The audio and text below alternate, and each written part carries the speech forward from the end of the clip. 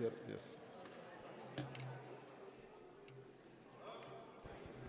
धन्यवाद सभापति महोदय। नए संसद भवन में राष्ट्र के उदय का प्रतीक बन रहा है। यह भवन अलौकिक व अनुपम है। स्वतंत्र भारत की अपनी वास्तुशिल्प से बना इसके प्रवेश के बाद प्रथम सत्र में जो बिल आया है, यह संकेत करता है कि अभी तो शुरुआत है। अभी बहुत कुछ यहाँ से होगा जो निर्णायक और अभूतपूर्व होगा। माननीय सभापति जी, लोकसभा में पेश हुआ नारी शक्ति वंदन अधिनियम एक ऐसा निर्णय जिसमें हमारी नारी शक्ति को सही मायने में उनका अधिकार मिलेगा। भारत के यशस्वी प्रधानमंत्री आदरणीय नरेंद्र मोदी जी ने दिखा दिया है। वुमेन लेड एम्पावरमेंट मोदी सरकार के लिए एक नारा नहीं, ये एक संकल्प है जो सिद्धि तक पहुंचेगा और ये सदन उसका साक्षी बनेगा। इस ऐतिहासिक निर्णय के लिए देश की करोड़ों करोड़ मातृशक्ति की ओर से आदरणीय देश के यशस्वी प्रधानमंत्री जी का हम हृदय की गहराइयों से आभार प्रकट करते हैं, वंदन करते हैं, अभिनंदन करते हैं। गणेश चतुर्थी के पावन पर्व पर लोगों ने लोकतंत्र के इस नव मंदिर में हम सब लोगों ने प्रवेश किया। विश्व के सबसे लोकप्रिय नेता आदरणीय मोदी जी के नेतृत्व में हमारी पुरातन संस्कृति, हमारी ज्ञान परंपरा को पुनर्जीवित करता यह भवन नारी शक्ति वंदन विधेयक से श्री गणेश कर भारत की नई तस्वीर और तकदीर लिखेगा। और जिस प्रकार से सब लोगों के विचार आ रहे हैं कि अभी तक क्यों नहीं हुआ, इतना वक्त कैसे लग गया, तो आज ये आज़ादी का अमृत महोत्सव देश मना रहा है और इतने वर्षों तक नहीं आया है बिल, तो उसके लिए जिम्मेदार कौन था? इतने वर्षों तक नारे आए, वादे आए, लोगों को गुमराह किया गया, लेकिन सही मायने में मोदी जी जो कहते हैं वो करते हैं, जिनकी कथनी और करनी में फर्क नहीं है। इसीलिए देश की जनता अगर किसी पे अटल विश्वास करती है तो उस व्यक्ति का नाम है नरेंद्र भाई मोदी। और ये जो बिल आया है, ये निश्चित रूप से एक गौरवशाली परंपरा की हम सब लोग आदि अनादिकाल से देखें। कुछ लोगों ने सनातन, कुछ लोगों ने हिंदू, कई बातें हमारे बीच में कही, लेकिन उनको पता नहीं हमारी जो गौरवशाली इतिहास है, हमारी संस्कृति है, हमारी सनातन परंपरा है, उसमें नारी शक्ति का सम्मान। और उनको कई लोग कहते हैं कि बराबरी का दर्जा होना चाहिए, लेकिन सनातन में नारी को हमेशा ऊंचा रखा गया है। ये वही भारत है जिसमें हम भारत माता का जयघोष भी करते हैं। दुनिया का कोई ऐसा देश नहीं होगा जो इस देश को जमीन का टुकड़ा, ये पहला देश होगा जहां भारत को भारत माता कहा जाता है, तो सिर्फ और सिर्फ इस देश में कहा जाता है।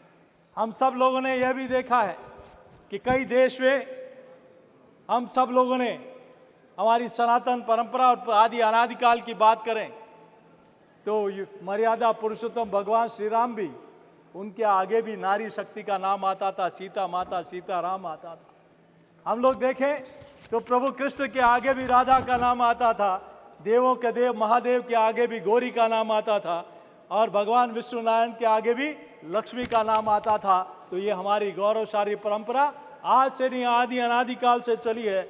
इसलिए माँ और देश हमारे लिए स्वर्ग माना गया है और हम सब लोग, महिला शक्ति हर क्षेत्र में अपना विशिष्ट स्थान रखती है। मैं जिस प्रदेश से आता हूँ वहाँ का भी अपना गौरवशाली इतिहास है।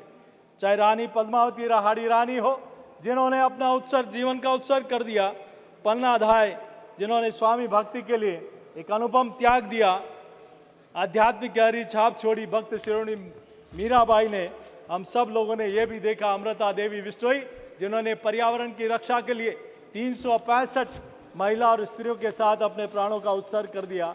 महिलाओं ने आज से नहीं, कई वर्षों से, कालीबाई भील, जिन्होंने अंग्रेजों से अपने गुरु को बचाने के लिए अपना देह त्याग कर दिया। ऐसे भीखाजी कामा को हम बुला नहीं सकते, जिन्होंने विदेशी धरती पर पहली बार भारतीय ध्वज फहराने का काम किया। इस देश में सुनीता विलियम्स हो, कल्पना चावला हो, उनकी उड़ान को भी देश भूल नहीं सकता। और ये वो देश है जहाँ कहा गया कि जहाँ कन्या की भी पूजा होती है, उनके पेट छुए जाते हैं। ये वो देश है जहाँ कोई वधू पहली बार घर में प्रवेश करती है कि उसको छोड़ने, उनके चरणों को पूजा जाता है। और हम सब लोगों ने देखा, जैसे मेरे मित्र भाई ने अभी कहा था, इस देश में कई शासक रहे, महिला शासक भी रही, चाहे गोंडवाना की रानी दुर्गावती हो, चाहे इंदौर में अहिल्याबाई होलकर हो, चाहे कैथूर की रानी चिन्नमा हो, चाहे झांसी की रानी लक्ष्मीबाई हो, रामगढ़ राज की रानी अवंतीबाई हो, मराठा राज की रानी ताराबाई मराठा हो, शिवंगई की रानी वेलु नचियरजी हो, रानी अवक्का हो, चाहे गुजरात की नायक की देवी हो, उन्होंने न सिर्फ शासन किया बल्कि पराक्रम में भी अपनी छाप छोड़ी और आज इतिहास के पन्नों में स्वर्णिम अक्षरों से उनका नाम लिखा जाता है। गुजरात की नायक की देवी का उदाहरण मैं देना चाहता हूँ। मोहम्मद गौरी ने महिला समझकर आक्रमण कर दिया, गुजरात के रास्ते से भारत में प्रवेश करूंगा, लेकिन नायक की देवी की सेना ने उनको वहां से खदेड़ दिया और जीवन में कभी मोहम्मद गौरी ने गुजरात की तरफ नहीं देखा। और आज उसी भूमि के नरेंद्र मोदी जी और अमित शाह जी है, माँ भारती की तरफ कोई आंख उठा के नहीं देख सकता। ये देश इसीलिए अटूट विश्वास करता है, मोदी जी है तो हम मुमकिन है और अमित शाह जी है तो यकीन है, इसीलिए देश की जनता का अटूट विश्वास है। Thank you, please conclude. कहा गया विपक्ष के लोगों ने कि नारी अशक्त होती है, अरे हमारी नारी अशक्त नहीं सशक्त होती है, वो उजाड़ती नहीं बसाती है, वो विध्वंस नहीं करती, वो सृजन करती है। यह बिल सृजन का प्रस्फुटन होगा और मैं सोचता हूँ ये नारी शक्ति को सशक्तिकरण का इन लोगों ने अपने पाप छिपाने के लिए कई सारी बातें की, इतने वर्षों तक जो काम नहीं कर पाए कि किस बात का पेट में दर्द है। लेकिन ये सही है कि इस देश में ऐसी कई नारियां हुई, विदेशी नारियां हुई, जिन्होंने चाहे माता अनुसुईया, माता अनुरुति हो, चाहे माता सावित्री हो, माता कात्यायनी हो, चाहे माता गार्गी हो, जिन्होंने ज्ञान से परिपूर्ण, जिनका आज देश के इतिहास में गौरवमय इतिहास में उनका नाम अंकित है।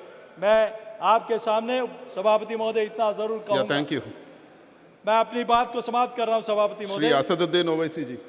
सभापति जी बस एक मिनट में अपनी बात को समाप्त कर रहा हूं। मैं जिस प्रदेश से आता हूं, ये जो लोग जिस प्रकार से आरक्षण की बात क्यों नहीं हुआ, राजस्थान में नारी की रक्षा भी वहां की सरकार नहीं कर पा रही है।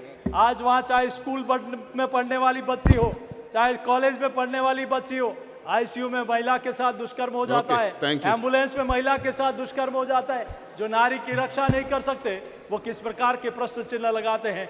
आज इनकी पार्टी की महिला विधायक कहती है कि इस प्रदेश में मैं कुछ सुरक्षित नहीं हूँ। इसलिए मेरा आप